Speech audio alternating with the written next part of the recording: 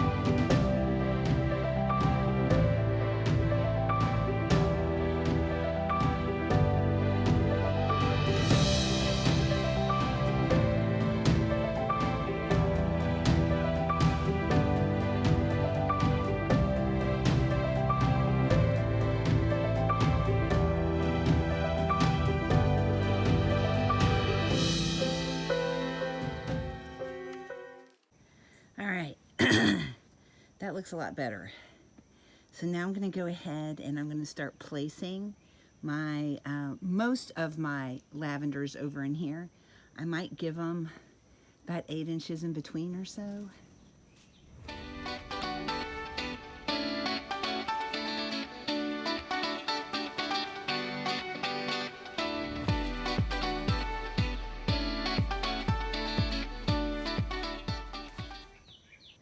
All right, so I think this is how I'm going to place them over here. I'm just going to use all of them because I think it fills the space really well. And we're going to keep our fingers crossed they grow great this year, because I think they're supposed to be perennial in my zone. But it doesn't work great here. Hey, I'm only out a seed packet, and actually this seed packet was gifted to me. So just some soil and some time. And then next year I can try a different spot. But we're going to keep our fingers crossed. Let's go ahead and get these babies in the ground now.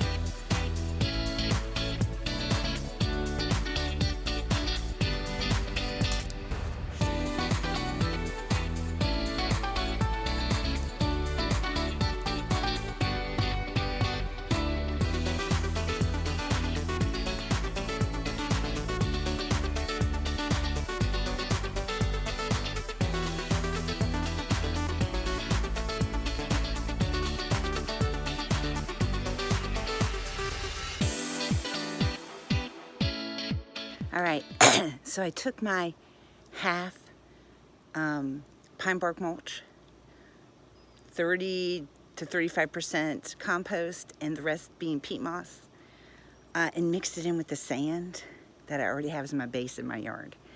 So keeping my fingers crossed that this is gonna work. Now I just need to add some plant tone and water it in. And maybe add some mulch. Yeah, I got some mulch, I can do that.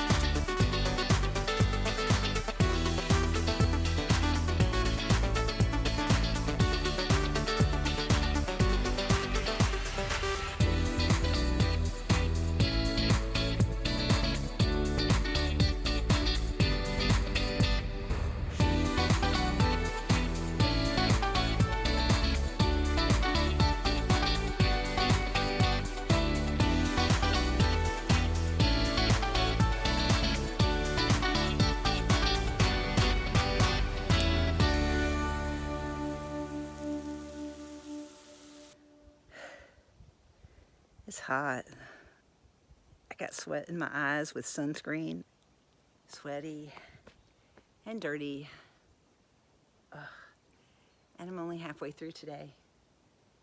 I'm gonna go in, get a drink of water and regroup. Gotta get those English daisies in, man. Really past their prime, going into the ground. The ones I planted about a month ago are almost like this big. No daisies, but that's okay, they're biannual, so I don't expect them to have daisies the first year, but holy smokes.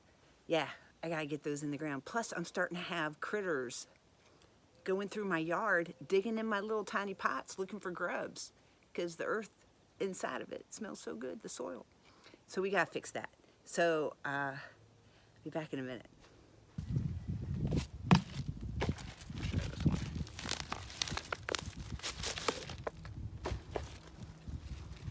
First, let's see if I can get a twofer out of this pot of hosta.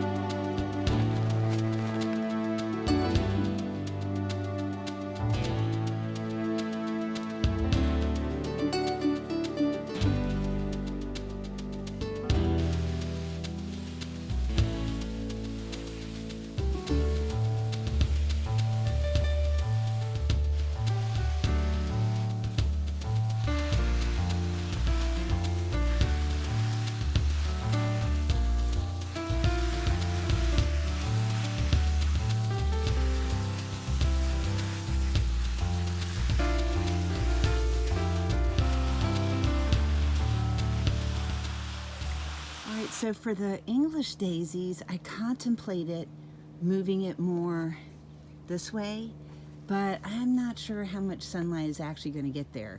There is dappled light, but I need a little bit of sun.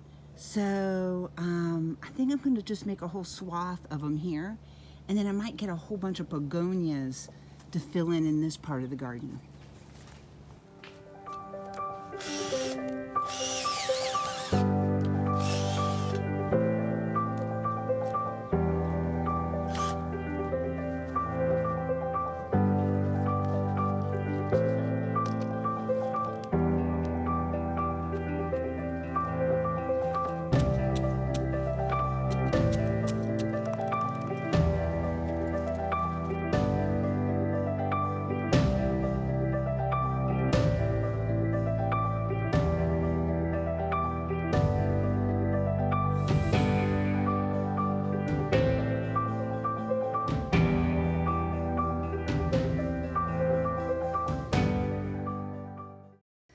I know it's hard to believe, but this is everything I planted today. Whew, it was a long gardening day, but a good one. All right, only thing left to do is water them in, clean up, and then do the Walmart shuffle. Do some grocery shopping. It looks great though. Let me go ahead and show you. All right, so we've got a hosta there and there that we planted today. And then I have another one right over here. And then right along in this area, I planted all of my English daisies. And then over here,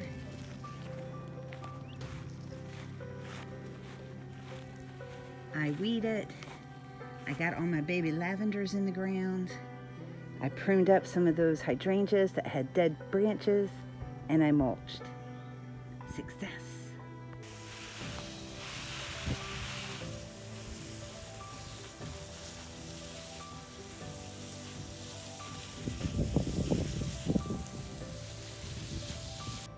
All right. Whew. I hope you're able to go out and make something beautiful in your world today. Until the next one, bye y'all.